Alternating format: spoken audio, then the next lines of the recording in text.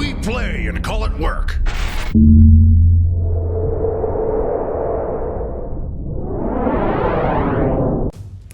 Hey folks, Janene from MiniWarGaming here with another how-to video for you.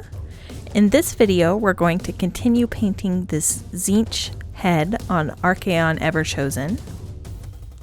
We've already painted the skin around the beak, and now we're going to paint the beak itself. If you have suggestions for something you'd like to see in a future how-to video, please leave it down below in the comments. For the skin around the beak, we did a kind of rosy orange color. For the beak itself, we want to do a brownish yellow. The first color we want to use is going to be scrag brown.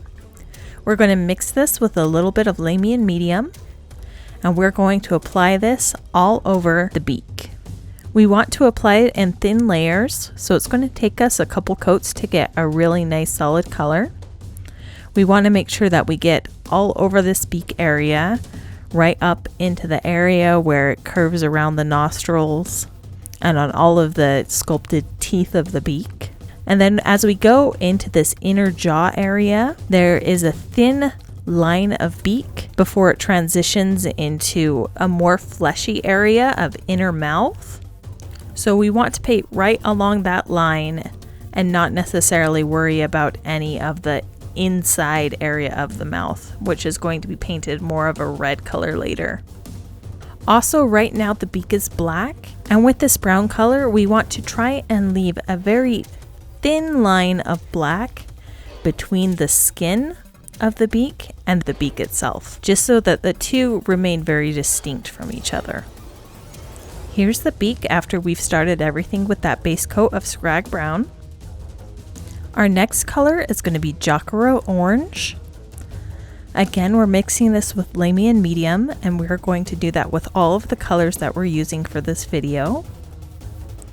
We're going to apply this Jacaro orange in small layers over most of the scrag brown that we just painted. We're going to be building up our highlight in progressive layers. The areas that are going to be brightest are going to be the front of this beak, the top area right next to the nose, and then there are sculpted ridges on all of these jagged teeth that are sculpted into the beak. So we want to make sure that we catch the top of all of those ridges to really accentuate those lines. Now, while I did say that we're using this Jacaro orange to cover most of the scrag brown, we do want to make sure that we leave a little bit in the areas that are going to be in the most shadow. And I'm really going to be putting those darkest shadows right next to my highest highlights. After I've applied one layer of Jacaro orange, I'm going to go ahead and apply a second layer to continue building up the brightness and make sure that there's a smooth transition between all of the colors. Here's the beak after that Jacaro orange. Our next color is going to be Tau Light Ochre.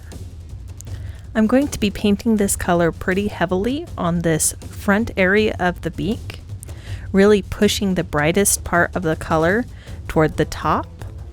And then I'm going to be painting a little bit on this long area next to the nose and pulling it down a little bit into these ridged teeth on the beak.